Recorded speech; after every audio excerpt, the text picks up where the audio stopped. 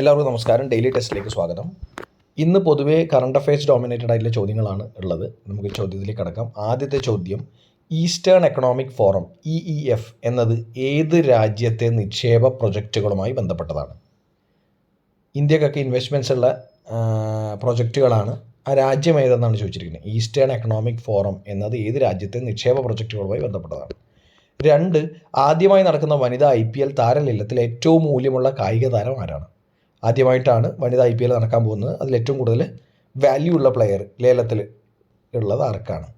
3, 2023 ക്രിക്കറ്റിൻ്റെ എല്ലാ ഫോർമാറ്റിൽ നിന്നും വിരമിച്ച ഇംഗ്ലണ്ട് താരം ആരാണ്? ഇംഗ്ലണ്ടിൻ്റെ പ്ലെയർ, മെൻസ് പ്ലെയറാണ്. 4ാമത്തെ ചോദ്യം, retired justice S Abdul Nazeer ഏത് സംസ്ഥാനത്തിൻ്റെ ഗവർണറായിട്ടാണ് സ്ഥാനമേറ്റത്? വളരെ ക്രിട്ടിക്കലായിട്ടുള്ള സുപ്രീം കോടതി വിധികൾ പുറപ്പെടുവിച്ച ബെഞ്ചിലുണ്ടായിരുന്ന ജഡ്ജാണ് ജസ്റ്റിസ് എസ് അബ്ദുൾ നസീർ. നമ്മൾ ഇന്നലെ ഹിന്ദു ന്യൂസ് റിവ്യൂവിൽ പറഞ്ഞതാണ്.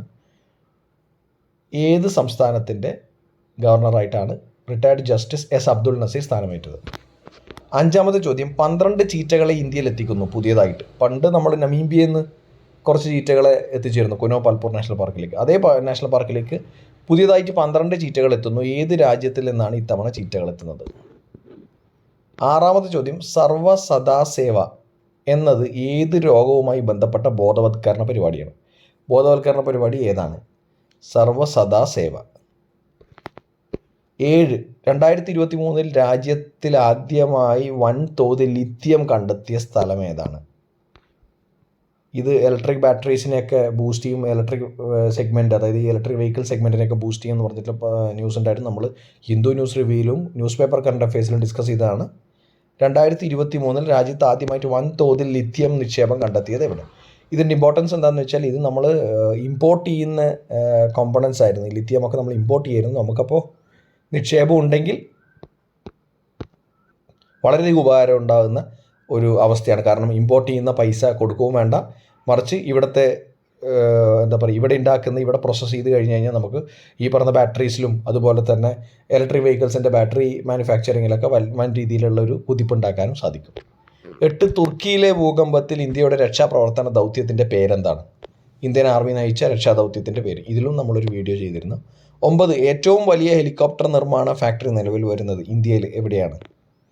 2023 ചരിത്ര സ്മാരകമായി പ്രഖ്യാപിക്കാൻ തീരുമാനിച്ച പാലം ഏതാണ്? തമിഴ്നാട്ടിലെ പാലമാണ്. ഇതും ന്യൂസ് പേപ്പറിലെ കറണ്ട് അഫയേഴ്സ്. ഇനി നമുക്ക് ഉത്തരങ്ങൾ നോക്കാം. ആദ്യത്തെ, ഈസ്റ്റേൺ എക്കണോമിക് ഫോറം എന്നത് ഏത് രാജ്യത്തെ നിക്ഷേപ പ്രൊജക്റ്റുകളുമായി ബന്ധപ്പെട്ടതാണ്? റഷ്യയിലെയാണ് ഈസ്റ്റേൺ എക്കണോമിക് ഫോറവുമായി ബന്ധപ്പെട്ട കാര്യങ്ങൾ. അതിൻ്റെ കാര്യം എന്ന് പറയുന്നത്, റഷ്യൻ്റെ ഫാർ ഈസ്റ്റ് എന്ന് പറയുന്നത് ഈസ്റ്റ് ഭാഗത്തോട്ടുള്ള താരതമ്യേന ഡെവലപ്ഡ് അല്ലാത്ത ഏരിയയിൽ പുതിയ പ്രൊജക്റ്റുകൾ, ഇൻഫ്രാസ്ട്രക്ചർ പ്രൊജക്റ്റുകളൊക്കെ നടക്കുന്നുണ്ട്. അപ്പോൾ അതിനുള്ള ഇൻവെസ്റ്റ്മെൻറ്റ്സിന് റഷ്യ നോക്കുന്നുണ്ട്. അപ്പോൾ ഇന്ത്യ അതിൽ ഇൻവെസ്റ്റ് ചെയ്ത് അങ്ങനെയുള്ള നിക്ഷേപ പ്രൊജക്റ്റുകളിൽ ഇൻവെസ്റ്റ് ചെയ്ത രാജ്യമാണ്. ഇമ്പോർട്ടൻ്റ് ആയിട്ടുള്ളൊരു ഫോറം തന്നെയാണിത്, ഈസ്റ്റേൺ എക്കണോമിക് ഫോറം എന്ന് പറയുന്നത്. അപ്പോൾ അത് ഏത് രാജ്യവുമായി ബന്ധപ്പെട്ടാണ്? റഷ്യയുമായിട്ട് ബന്ധപ്പെട്ടാണ്.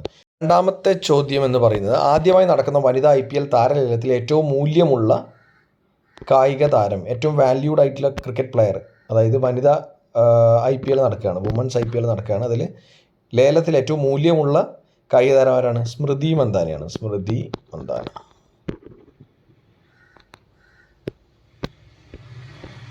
3ാമത്തെ ചോദ്യം, 2023 ക്രിക്കറ്റിൻ്റെ എല്ലാ ഫോർമാറ്റിൽ നിന്നും വിരമിച്ച ഇംഗ്ലണ്ട് താരം Eoin മോർഗനാണ്.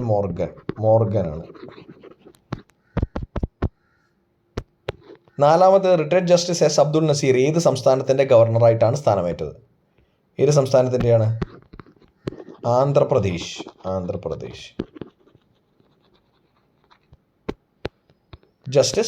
Retired justice S Abdul Naseer.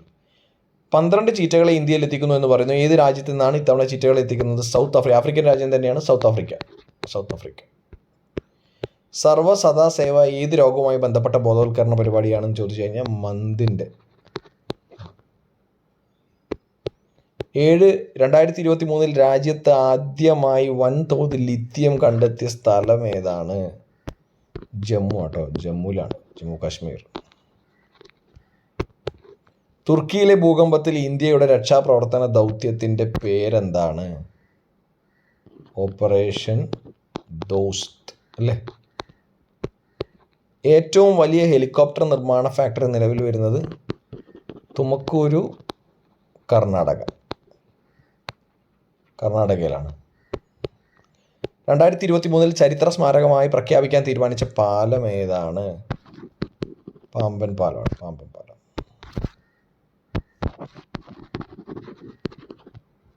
തമിഴ്നാട്ടിലാണ്.